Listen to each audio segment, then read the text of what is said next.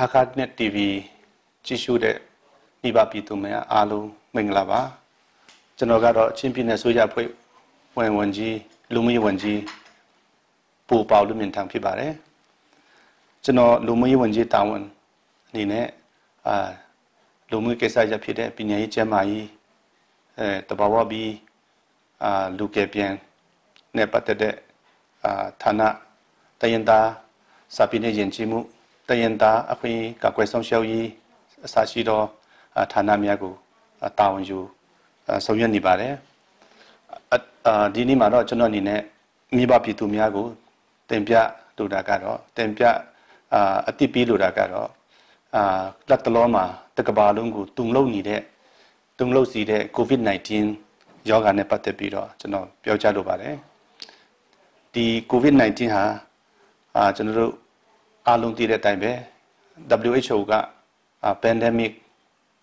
ကကြောဂါတစ်ခုအနေနဲ့ကြီးညာတဲ့အခါမှာနေရာတော်တော်များများတကဘာလုံးမှာတုံလို့ကြောက်ကြပြီးတော့ကြောက်နေကြပါတယ်ကျွန်တော်မြန်မာနိုင်ငံမှာလည်းပဲဒီယောဂါရောက်ရှိလာတာအားလုံးတည်ပြတာဖြစ်ပါတယ်မှတ်လာမှာဒီ case 1တည်dim ကပ်တယ်အနေပြီးတော့ case 1ပေါ်လာတဲ့အခါမှာအရင်တော့ကျွန်တော်တို့ awareness လောက်ပဲတွားပြီးတော့လူတွေသိအောင်လောက်ပဲလုပ်တယ်ကိုစီရောက်လာတဲ့အခါမှာအဲ့လိုနည်းနဲ့မရတော့ပဲနဲ့တကယ်လည်းအားလုံးကြောက်တယ်လို့ကျွန်တော်တို့ action plan လှုပ်ရှားရတော့တယ်ဖြည့်ရှင်းရတော့တဲ့အနေအထားမျိုးဖြစ်လာပါတယ်အဲကြောင့်ဒီ COVID-19 ပထမမြန်မာနိုင်ငံမှာပထမအဆုံးချင်းပြည်နယ်တည်dimမြို့နယ်မှာတွေ့တဲ့အခါမှာကျွန်တော်တို့လည်းအရန်ပူပင်ပါတယ်ကြောက်လဲကြောက်ပါတယ်တကယ်တော့ဒီဟာကယောဂအနေနဲ့ကြောက်စရာအရန်ကောင်းပြီမဲ့ကျွန်တော်တို့ကျမိုင်းဝန်ကြီးဌာနရဲ့တတ်မှတ်ချက်အတိုင်းပဲနေမယ်ဆိုရင်လည်းပဲတစ်ဖက်မှာတခြား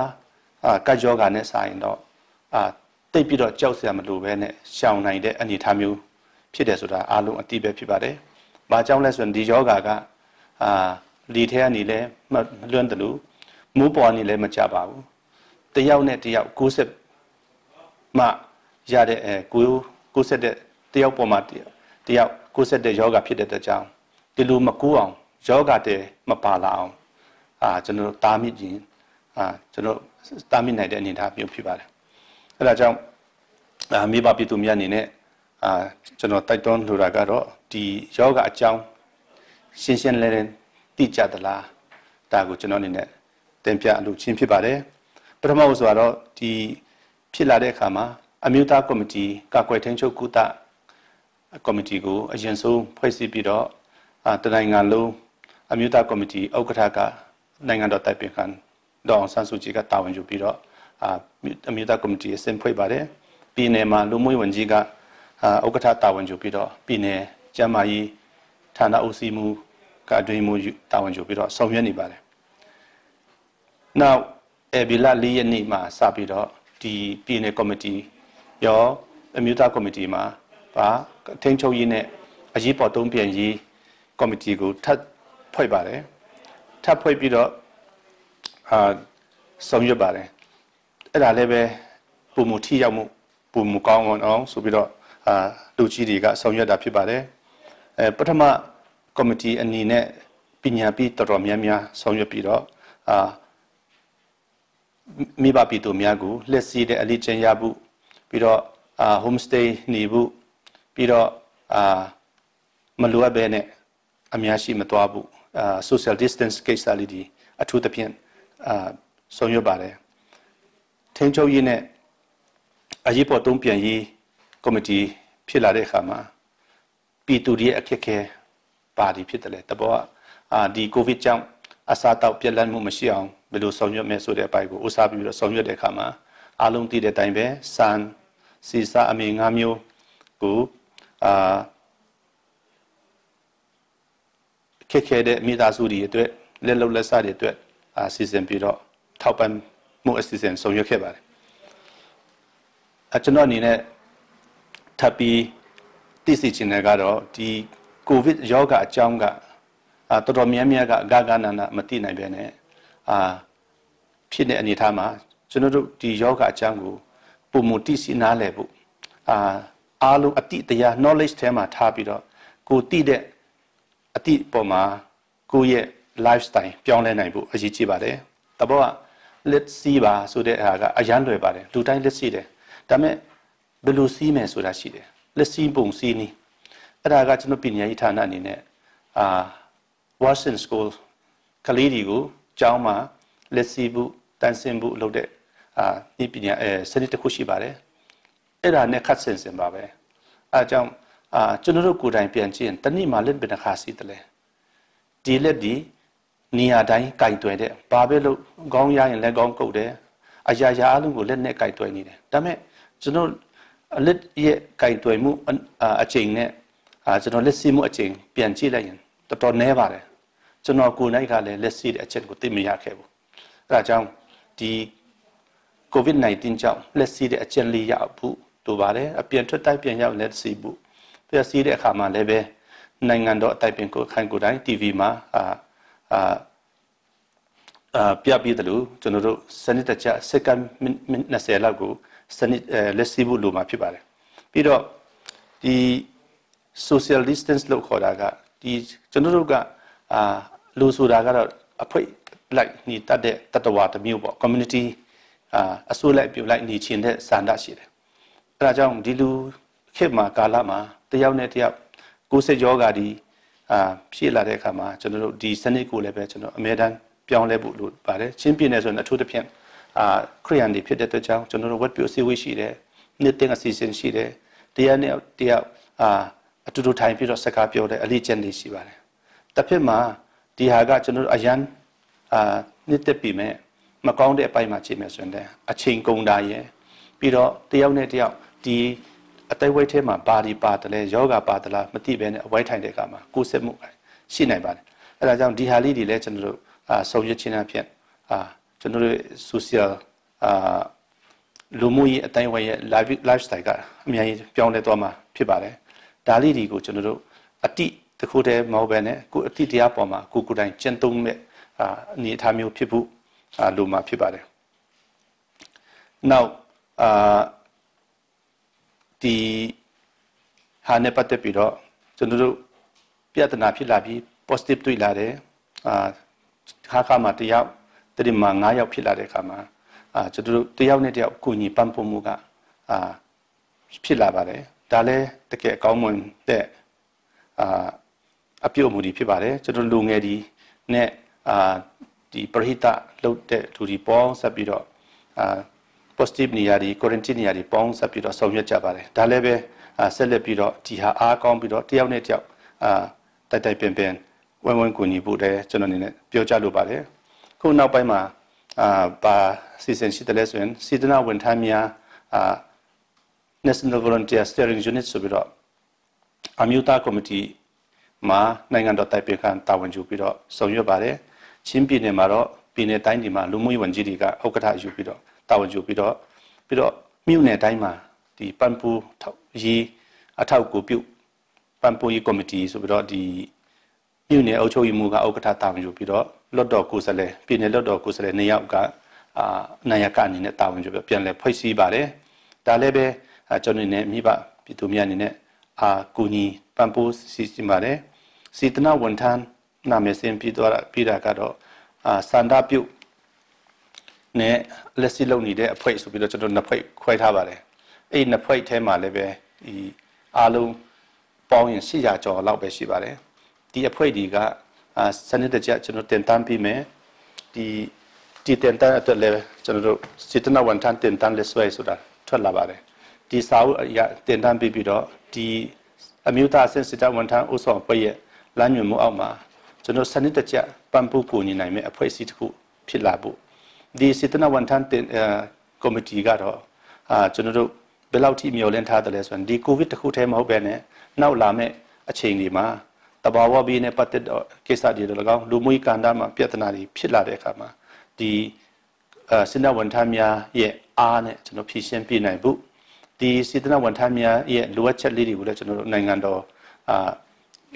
ဖြည့်ဆည်းပြီးတော့ဆရာဝန်အသင်းများနဲ့ပေါင်းစပ်ပြီးတော့ကျွန်တော်ဆောင်ရွက်ဖို့စီစဉ်နေတာဖြစ်ပါတယ်ဒါလည်းကျွန်တော်ရဲ့ message ချင်တာဖြစ်ပါတယ် ကြောင့်စေတနာဝန်ထမ်းအားကောင်းလာမယ်ဆိုရင်ကျွန်တော်တို့လူမှုအတိုင်းဝိုင်းကပြဿနာတွေအခက်အခဲတွေကိုအများကြီးဖြေရှင်းနိုင်မှာဖြစ်ပါတယ်ဒါလည်းဆက်လက်ပြီးတော့ကျွန်တော်တို့ ਨੇ ပူပေါင်းဆောင်ရွက်ဖို့ပံ့ပိုးကူညီကြဖို့ဒီပြဿနာတွေဖြစ်လာတဲ့အခါကျွန်တော်နိုင်ငံကတခြားဖွံ့ဖြိုးပြီးနိုင်ငံတွေလို့ကျွန်တော်အရန်ဘတ်ဂျက်တွေရှိတာမဟုတ်ဘဲနဲ့ဘတ်ဂျက်ကိစ္စမှာတော်တော်အခက်အခဲရှိပါတယ်ဒါပေမဲ့လှုပ်ချင်တဲ့စိတ်ကိုဦးစားပြီးတော့အလိုအချက်ပေါ်မှာပဲကျွန်တော်တို့ပေါင်းစပ်ပြီးအလူရှင်တွေရဲ့ပါဝင်မှုပြီးတော့မိဘပြည်သူရဲ့များရဲ့ပါဝင်မှုနဲ့စေတနာဝန်ထမ်းစိတ်ရှိတဲ့ပုဂ္ဂိုလ်များရဲ့ပြီးဆက်မှုနဲ့ပေါင်းစပ်ပြီးတော့ဆောင်ရွက်ဖို့ဖြစ်ပါတယ်ဒါလည်းဆက်လက်ပြီးတော့ပူပေါင်းပြီးကြဖို့ကျွန်တော်အနေနဲ့ပြောကြားလိုပါတယ်အခုလောလောဆယ်ပါပြဿနာကြုံတယ်လဲဆိုရင်ကျွန်တော်နိုင်ငံခြားရောက်သွားတဲ့ကုသားသမီးတွေကပြန်လာဖို့ရှိပါတယ်တရုတ်နဲ့ထိုင်းဘက်ကနေဝင်လာတာကတပိုင်းခုဆိုရင်မကြာခင်မှာကျွန်တော်ဒီအိန္ဒိယဘက်ကနေဝင်လာဖို့32ယောက်ကနာမည်စင်းတင်သွင်းပြီးတော့မနေ့ကကျွန်တော်မီဇိုရမ်ဝန်ကြီးချုပ်နဲ့ချိတ်ဆက်ပြီးတော့ကျွန်တော်16ရက်နေ့လောက်မှာသူတို့ကိုလက်ခံနိုင်ဖို့စာပို့ထားပါတယ်သူတို့ရဲ့အကြောင်းပြန်မှုအပေါ်မှာပဲကျွန်တော်ဆောင်ရွက်ဖို့ရှိပါတယ်ဒါလည်းပဲနိုင်ငံခြားအိန္ဒိယမှာအကြောင်းသွားတဲ့ကျန်းစာအကြောင်းသွားတဲ့ကုသားသမီးတွေပဲဖြစ်ပါတယ်ဒီချင်းပြည်နယ်တခုတည်းမဟုတ်ဘဲနဲ့ကချင်ရှိတယ်ပြီးတော့နာဂရှိတယ်ပြီးတော့ရန်ကုန်တခြားတိုင်းနယ်ပြည်နယ်တွေအကြောင်းပါလာတာတွေ့ရပါတယ်အဲဒါကြောင့်သူတို့ကိုရောက်ရှိလာတဲ့အခါမှာသူတို့အိန္ဒိယမှာတော့ quarantine တော့သူတို့ထားပြီးသားဖြစ်ပြီးမဲ့ကျွန်တော်တို့ကျန်းမာရေးဝန်ကြီးဌာနရဲ့လမ်းညွှန်ချက်နဲ့ညီဒီဖိတ်ရောက်လာတဲ့အခါမှာ21ရက် quarantine ပြန်ထားရမှာဖြစ်ပါတယ်အဲ့မှာထားပြီးတော့ပြီးသွားတဲ့အခါမှာသူတို့နေရာမွေးရထားနေပြန်သွားဖို့ဖြစ်ပါတယ်အစံပြန်ကျွန်တော်16ရက်နေ့ကိုလက်ခံဖို့ညီနိုင်ထားပြီးသားဖြစ်ပါတယ်အလားတူတခြားပုဂ္ဂိုလ်ဒီခုအမိမြန်မာပြည်ကိုပြန်လာခြင်းတဲ့ပုဂ္ဂိုလ်များကိုတကယ်လို့အခက်အခဲရှိတယ်ဆိုရင်သူတို့အနေနဲ့တန်နမတ်ဒီနဲ့နိုင်ငံခြားတိုင်းရုံးကိုအကြောင်းကြားပြီးတော့ဆက်သွယ်မယ်ဆိုရင်ကျွန်တော်တို့အနေနဲ့တန်နိုင်တလားပူပေါင်းပြီးတော့ဆောင်ရွက်ဖို့ကြိုးဆိုဖို့နဲ့ကိုညီဖို့အစင်တန်ရှိတဲ့ဆိုတဲ့အကြောင်းလဲကျွန်တော်အနေနဲ့တင်ပြလိုပါတယ်ဒီကိုဗစ်ကဖြစ်လာတဲ့အခါမှာနိုင်ငံခြားကတော့ကျွန်တော်ထပ်ပို့ပြီးတော့တင်းကျပ်တဲ့လို့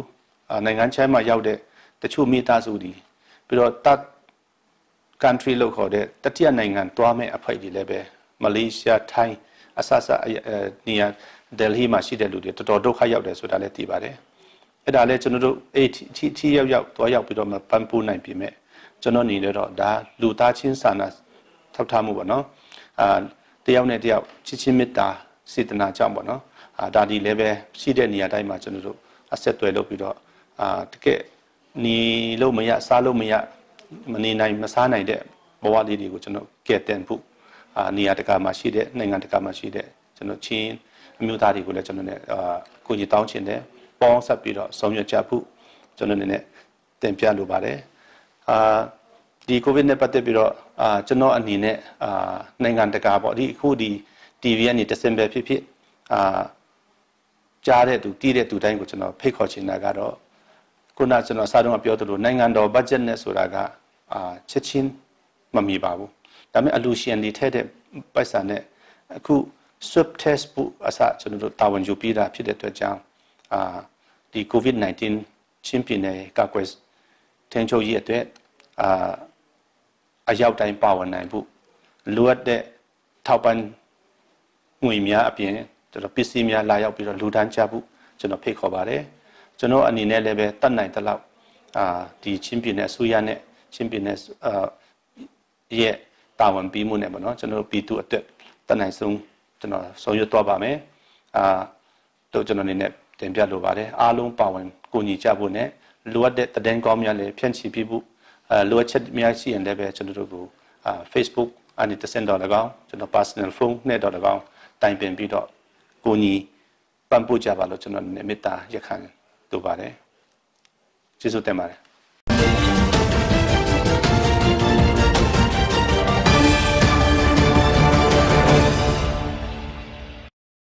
ดาคาปจูทองนี่เลยนี่จันวารีเลยลีฮักขวารัมบุนอินดิร์มีสิจะลาบินนิฟตินทองคัดเลสังแรงกันชอบปินะเว็บไซต์ YouTube เลย Facebook เพจอินนิฟตินทองอัทันตุตอลชุงมีเดียกันสิดาคาโพสรักันแรงเว YouTube บาฮักโพสติงก็ละจุน subscribe นรักตัวรีลาวเสียจุน subscribe รักันตัวเปกเวจุนดาคาโพสเพฮีไลค์เลย follow นรักตัวรีลาวเสียจุนไลค์ follow รักตัวโลจุนสิฟารักตัวเวทองปังทาร์กันเทลมีเลฮักนัดอินทองกันชิมมีกันทันมีเป้าฟอยเตอินนรักเรียลนรักโซโคแปงไลดาคาโพสนากันเลนจากันนิลม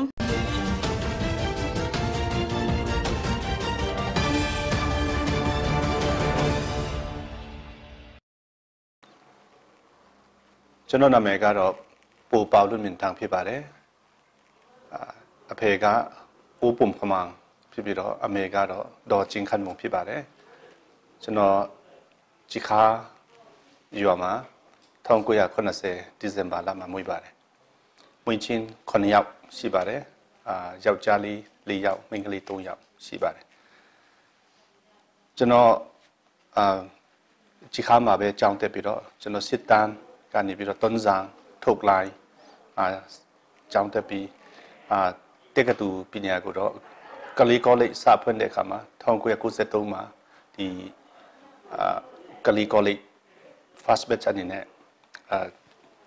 တက်ရောက်ခဲ့ပါတယ်ပြီးတော့ဒီကလေးကောလိပ်ကနေပြီးတော့မန္တလေးတက်ကတူမှာပြောင်းပြီးတော့ BSc Physics နဲ့ကျွန်တော်ဘွဲ့ရပါတယ်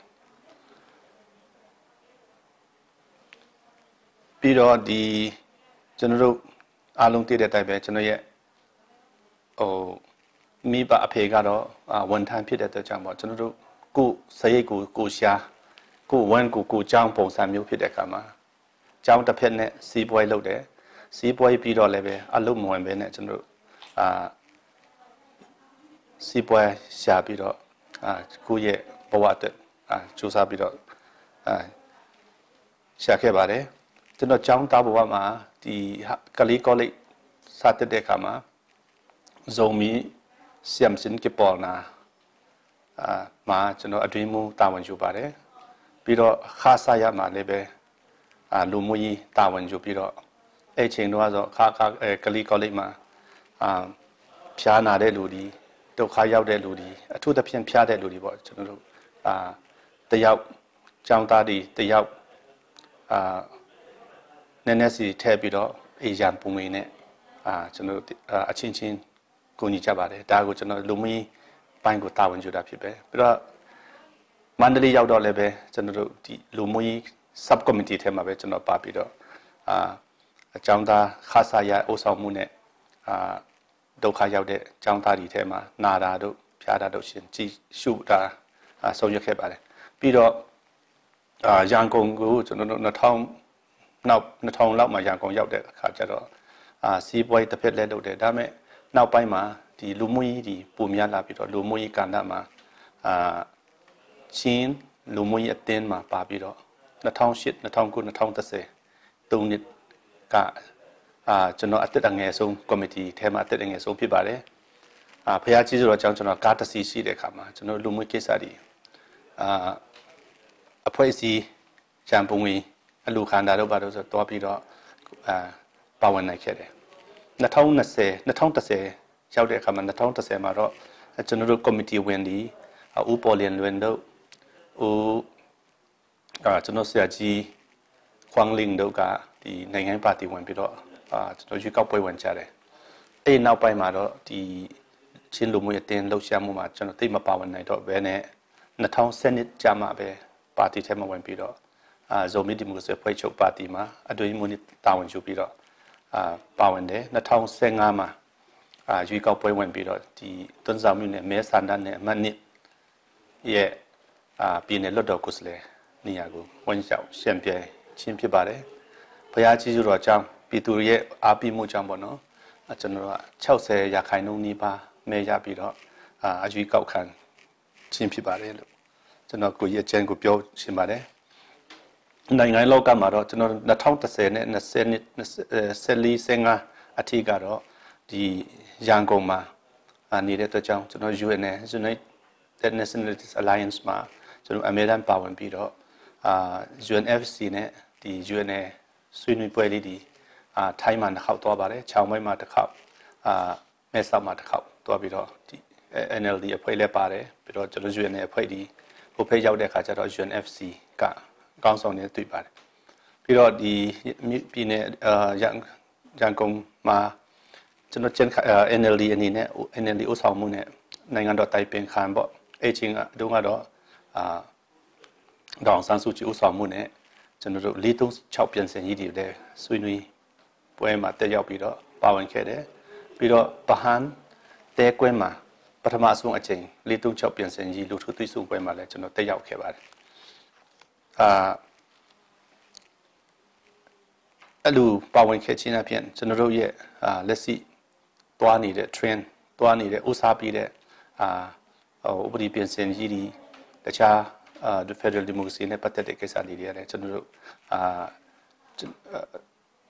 UN နဲ့အတူတူပေါ့နော်ကျွန်တော်ပါဝင်ပြီးတော့ပါဝင်ခဲ့ခြင်းဖြစ်ပါတယ်အဲ့ဒါကြောင့်လဲအနေချင်းတော့ကျွန်တော်တို့နားလည်ခဲ့ခြင်းဖြစ်ပါတယ်ဒီအစိုးရထဲရောက်လာတဲ့အခါကျတော့2015-16မှာကျွန်တော်ကလူမှုရေးဝန်ကြီးတာဝန်ပြီးမယ်ဆိုတဲ့သတင်းကြားတဲ့အခါမှာကျွန်တော်လည်းမမျှော်လင့်ထားပါဘူးနိုင်ငံရဲ့အတိတဲ့အတိုင်းပဲကျွန်တော်တို့ဝန်ကြီးပြိုင်တာတယောက်မှမရှိဘူးကျွန်တော်ဘယ်တော့မှဝန်ကြီးမပြိုင်ကြလွတ်တော်ကိုယ်စားလှယ်ပဲပြိုင်တာဖြစ်တယ်ဒါပေမဲ့ဝန်ကြီးချုပ်တို့ဆိုတာဒီအလူကြီးပတ်ရဲ့ရွေးချယ်မှုကြောင့်ရချင်းဖြစ်ပါတယ်ကျွန်တော်ပြိုင်တာကတော့လွတ်တော်မှာကိုယ့်ရဲ့ဒေတာကိစ္စတွေနိုင်ငံရေးကိစ္စတွေဆွေးနွေးနိုင်အောင်ပြည်သူကိုယ်စားလှယ်ဖြစ်နေတာဒါပြိုင်ချင်းဖြစ်တယ်အဲကြောင့်အဲ့လိုလူမှုဝန်ကြီးတာဝန်ပြီးတဲ့အခါမှာကျွန်တော်လည်းတစ်ဖက်မှာဝန်တာတယ်တစ်ဖက်မှာလည်းစိတ်ပူပါတယ်ကျွန်တော်တို့ဘယ်လောက်ထိလုံနိုင်မလဲဒီအစိုးရလုံမှာဆိုတော့အဲ့ဒါနဲ့ဒီအစိုးရကလည်းပဲပြည်သူအစိုးရဆိုပြီးတော့ပြည်သူအဓိကပြည်သူရဲ့အခက်အခဲတွေကိုပြည်သူအကျိုးကိုဖော်ဆောင်မဲ့အစိုးရ policy တွေကိုကျွန်တော်တို့ကင်တွယ်ရတဲ့အခါမှာအရင်ပထမအစိုးရတုန်းကတော့ဝန်ကြီး9ပါးဖြစ်ပြီးမဲ့ဒီအစိုးရတက်တမ်းမှာတော့ဝန်ကြီးကျွန်တော်တို့9ပါးနဲ့တွားတဲ့အခါမှာတော်တော်ကိုဌာနဆိုင်ရာများပြီးတော့အခက်အခဲရှိပါတယ်ဒါပေမဲ့ပြည်ထောင်စုရဲ့ပံ့ပိုးမှုနဲ့ပြည်နယ်ဆိုရရဲ့ပေါင်းစပ်မှုကြောင့်ကျွန်တော်တို့ပြည်သူ့အတွက်တော့အများကြီးဆောင်ရွက်နိုင်ခဲ့တယ်ဒီတက်တမ်းမှာကျွန်တော်တိဆောက်ရေးလုပ်ငန်းတွေများများလုပ်နေပါတိဆောက်ရေးလုပ်ငန်းဆိုတာကဒီအဆောက်အဦတွေပေါ့နော်အရင်တုန်းကကျမ်းမာရေးပညာရေးမှာဆိုရင်ကျောင်းဆောင်လောက်ပဲရပြီးတော့ဝန်ထမ်းရမရှိခဲ့ဘူးအခုနောက်ပိုင်းမှာတော့ဝန်ထမ်းရပါကျွန်တော်တို့တိဆောက်နိုင်ခွင့်ရရှိလာတယ်ပြီးတော့ကျမ်းမာရေးဆိုရင်ဝန်ထမ်းရတိဆောက်ရေးနှစ်ဆိုပြီးတော့2018ကစပြီးတော့ဦးစားပြီးတော့ဝန်ထမ်းရတွေဦးစားပြီးစောက်ပါတယ်တို့အပြင်ကျွန်တော်တို့ဒီဟာခါမှာရှိတဲ့အကာသိပ္ပံပေါ့နော်ဒါလည်းပဲဒီအစိုးရတက်တန်းရဲ့ထူးခြားတော့ဟိုတခုဖြစ်ပါတယ်ကျွန်တော်တို့နိုင်ငံတော်သမ္မတနှစ်ရဲ့လမ်းညွှန်မှုရဲ့သူ့ရဲ့ဥဆောင်မှုနဲ့ပေါ့နော်ဒီဟာလည်းပဲကျွန်တော်အုံမြင်ခဲ့တယ်အကာသိပ္ပံကျောင်းပြီးခဲ့တဲ့နှစ်တုန်းကကျွန်တော်တို့ဘီလီယံ2ဘီလီယံလောက်ပေါ့နော်ကုန်ကျခံပြီးတော့စခဲ့တယ်အခုဒီနေ့မှလည်းဆက်လက်တည်ဆောက်ပြီးတော့နောက်2021လောက်မှာကျောင်းလက်ခံနိုင်ဖို့အဆင့်ဖြစ်အောင်ဆောင်ရွက်နေပါတယ်ပြီးရင်တာဖွက်တဲ့နာကျောင်းကလည်းပဲဒီနေ့မှစဖွဲ့နေပြီပထမ first batch ကစနေပြီဒါလည်းပဲဒီအစိုးရတက်တန်းရထူးခြားတဲ့အောင်မြင်မှုတစ်ခုအနေနဲ့ပြောကြလိုပါတယ်ပြီးတော့ပညာရေး college ဆိုရင်ကျွန်တော်တို့မဖြစ်မနေပညာရေးဌာနအတွက်လိုအပ်တဲ့ကျောင်းဆရာမွေးထုတ်တဲ့ဌာနတစ်ခုဖြစ်လာပါတယ်ဒါကိုလည်းနောက်ပိုင်းမှာ၄နှစ်တင်ဖြစ်လာမယ်ဖြစ်တဲ့အတွက်ကြောင့်၄နှစ်တင်ဖြစ်လာတဲ့အခါမှာဒီခုပညာရေး college ဒီကျွန်တော်တို့၄နှစ်တင်ကျောင်းဆရာမွေးထုတ်တဲ့ဌာနဖြစ်လာမှာဖြစ်ပါတယ်ဒါလည်းပဲဒီချင်းပြည်နယ်ရဲ့ထူးခြားတဲ့ဖြစ်ဆောင်ရွက်မှုတစ်ခုအနေနဲ့ကျွန်တော်တင်ပြလိုတယ်ပြီးတော့ဒီဘီစီမန်ကနေပြီးတော့တဘာဝဘီဖြစ်တဲ့အခါမှာကျွန်တော်တို့အသုံးပြုရန်ဆိုပြီးတော့ဒီတဘာဝဘီခေါင်းစဉ်နဲ့စိုက်ကလုန်းဆယ်ထားရှိပါတယ်အဲ့စိုက်ကလုန်းဆယ်ထားကတော့အားလုံးသိတဲ့အတိုင်းပဲဒီကာယူတန်ဒီတာမှာမုံတိုင်းဒီရည်ကြီးတဲ့အချိန်မှာအာကူမီခိုလို့ရအောင်လုပ်တာဖြစ်တယ်ဒါပေမဲ့ချင်းပြည်နယ်မှာတော့ multi purpose cyclone shelter ဆိုပြီးတော့ဒီဟာခါမှာဆိုရင်ကျွန်တော်တို့အကြီးကြီး တလုံးတန်း900လောက်ကြားတဲ့အကြီးတလုံးရှိပါတယ်ဖလာမှာတလုံးတွန်းဇာမှာတလုံးလိုင်လန်ပီမှာတလုံးနဲ့အခုမတူပီမှာတလုံးစီစဉ်နေဆောက်လက်ဆောက်နေပါပြီအဲဒါကြောင့်ဒါလေးပဲအရင်တုန်းကကျွန်တော် cyclone ဆယ်ထားဆိုရင်ကြားဘူးတော့မကြားဘူးတဲ့အဆောက်ကြီးပေါ့နော်ဒါလည်းကျွန်တော်ချင်းပြည်နယ်မှာခု၄လုံးဆောက်နေပါတယ်နောက်ပိုင်းမှာလည်းပဲဒီ cyclone ဆယ်ထားတွေရရှိနိုင်ဖို့ပြည်ထောင်စုကိုလည်းတင်ပြထားပြီးသားဖြစ်တယ်ပလက်ဝနဲ့တက်တင်တို့ဘာတို့မှာဆောက်ပြီးတော့အခုလိုတဘာဝဘီတို့ဒီ pandemic တို့ဖြစ်လာတဲ့အခါမှာလိုအပ်ရင်ရိတ်ခါတိုးတောင်းတဲ့တူအခက်အခဲရှိတဲ့နေရာထိုင်ခန့်အခက်အခဲရှိတဲ့သူများကိုလည်းနေရာချပြနိုင်တဲ့အနေအထားမျိုးဖြစ်အောင်သုံးလို့ရတယ်ဆိုတဲ့အကြောင်းကျွန်တော်ဖော်ပြလိုတယ်အချုပ်ပြောမယ်ဆိုရင်ကျွန်တော်ကန်တာမှာတော့အမြဲတမ်းမေးတတ်ကြတဲ့အကျဉ်းဆုံးပါလဲဆိုတဲ့ပြီးပါတယ်ဒါလည်းကျွန်တော်အချုပ်အနေနဲ့ပြောချင်တယ်ဒီပြည်သူအစိုးရရဲ့ဥဆောင်မှုနဲ့တွားတဲ့အခါမှာအထူးသဖြင့် social welfare social protection ပေါ့နော်ဒါအရေးကြီးတယ်ကျွန်တော်တို့နိုင်ငံမှာအရင်နှစ်ဒီမှာကျွန်တော်တို့ social protection ဆိုတဲ့အစီအမံကိန်းမရှိခဲ့ပါဘူးအခုထိလည်း budget နည်းနည်းလေးပဲတုံးတဲ့အခါမှာတိတ်ပြီးတော့မရှိပြီမဲ့ကျွန်တော်တို့live fund ရဲ့ပံ့ပိုးမှုကြောင့်ပေါ့နော်ပထမဆုံး MCCT လို့ခေါ်တာကိုယ်ဆောင်မိခင်နဲ့ကလေးထောက်ပံ့တဲ့အစီအစဉ်ကိုကျွန်တော်စတင်နိုင်ခဲ့တယ်ဒါကကျွန်တော်အချိန်နဲ့ဆုံးအလုပ်တစ်ခုထဲမှာကျွန်တော်အမြဲတမ်းပြောပါတယ်ဘာဖြစ်လို့လဲဆိုရင်ငွေရေးကြီးငွေတိတ်မများသေးပြီမဲ့တနည်းကိုယ်ဆောင်တယောက်ကိုတနည်း900နှုန်းနဲ့ကျွေးမွေးပြီးတော့မွေးဖွားလာတဲ့ကလေးကိုနည်းနည်းအထိတနည်း900နှုန်းနဲ့ကျွေးတဲ့စနစ်ဖြစ်ပါတယ်ခုနောက်ပိုင်းမှာတော့ကျွန်တော်တို့နိုင်ငံတော်ဘတ်ဂျက်နဲ့စပြီးတော့ပြီးနေပါပြီနှစ်နှစ်လောက်ကိုတော့ဒီ live fund နဲ့တွားနေတာဖြစ်ပါတယ်အဲအကြောင်းဒီဟာလေးတွေအားကောင်းလာမယ်ဆိုရင်ကျွန်တော်တို့ချင်းပြည်နယ်လိုဟာမျိုးမဖွံ့ဖြိုးတဲ့နိုင်ငံတွေမှာဒီလူမှုကွယ်ဆောင်ရှောက်ရေးအားကောင်းတယ်ဆိုရင်ဘဝအတွက်အာမခံချက်အများကြီးရှိမှာဖြစ်ပါတယ်နောက်ကျွန်တော်တို့ဒီတက်တန်းမှာအကောင့်ထဲပေါ်ဖြစ်တာကချင်းပြည်နယ်တစ်ခုထဲတော့မဟုတ်ပါဘူးsocial pension လို့ခေါ်တဲ့အသက်65နှစ်ထောက်ပံ့ပေးအစီအစဉ်တွေပြီးရင်မတန်ဆွမ်းထောက်ပံ့တဲ့အစီအစဉ်တွေကကိုစပြီးတော့ပြီးနေပါပြီသူများပြောရင်တော့နဲတယ်လို့ထင်ပါပဲပိုက်ဆံတော့နဲပါတယ်ဒါပေမဲ့စနစ်ကကျွန်တော်လိုချင်တာဒီစနစ်လေးတွေကျွန်တော်တို့ mature ဖြစ်လာမယ်တကယ်ဒီစနစ်တွေကိုအားလုံးအတွက်ပြည့်စုံနဲ့ကျွန်တော်ဆောင်ရွက်နိုင်တဲ့အချိန်ကြရင်မြန်မာနိုင်ငံမှာလည်းပဲကျွန်တော်တို့လူမှုကာကွယ်ဆောင်ရှောက်ရေးအားကောင်းလာမယ်နိုင်ငံသားတွေအတွက်လည်းကျွန်တော်တို့အာမခံချက်ရှိလာမှာဖြစ်ပါတယ်အဲဒါကြောင့်ကျွန်တော်အခြေအနေဆုံးကတော့ဒီစနစ်လေးတွေကိုစတင်ဆောင်ရွက်ခွင့်ရတာကိုအထူးကျေးဇူးတင်တယ်မိဘများအနေနဲ့ပြည်သူများအနေနဲ့လည်းပဲဒီရရှိထားတဲ့စနစ်ကောင်းလေးတွေကိုကျွန်တော်တို့ထိန်းသိမ်းပြီးတော့နိုင်ငံတော်ချပြည့်တဲ့ငွေနဲတာများတာထက်စနစ်တကျအသုံးပြုနိုင်ဖို့စနစ်တကျကျွန်တော်တို့ထိန်းသိမ်းနိုင်ဖို့ကျွန်တော်အနေနဲ့တိုက်တွန်းလိုပါတယ်